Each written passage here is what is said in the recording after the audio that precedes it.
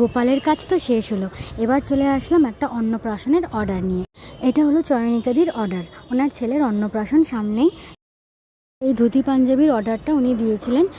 উনি বলে দিয়েছিলেন, দিদি তুমি তোমার ইচ্ছে মতন সমস্ত কলকা দেবে, শুধু আমাকে ভরাট কলকা চাই।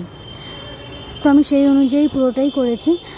আমি যে সমস্ত ফিতেগুলো দেখতে পাচ্ছেন, এই ফিতেগুলোতেও আমি কাজ করেছি, হাতাতে কাজ করেছি।